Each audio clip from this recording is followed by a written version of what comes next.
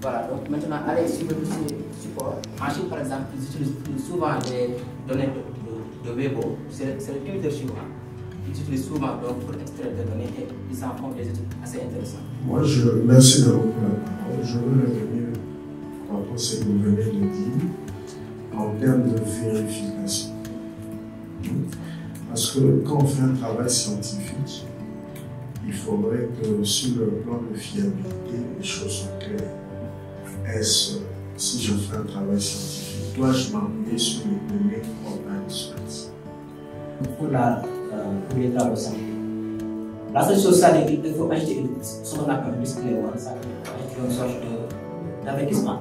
Pour dire qu'en fait, ces données sont suffisamment fiables pour tirer des conclusions, mais elles ne sont pas précises à 100%. Moi, c'est Cédric Mbanda Guila.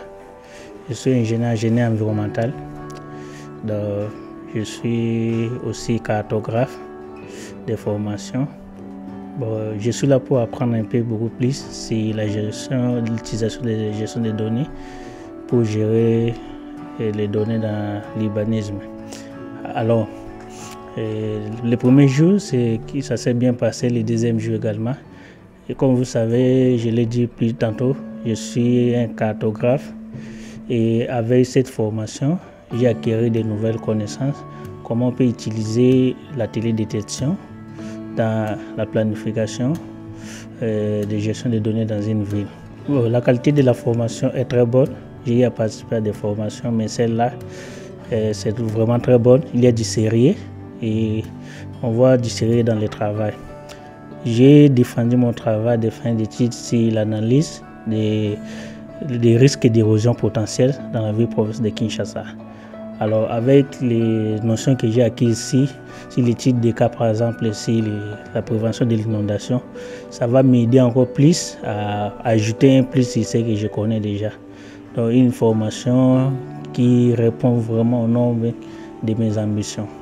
La qualité est bonne et c'est quelque chose d'encourageant pour les formateurs. Et nous espérons que quand on va sortir de cette formation, on sera capable de gérer les données, on sera capable de collecter des données. Parce que vous savez, quand la ville est urbanisée, ça permet à la population, le développement de la population.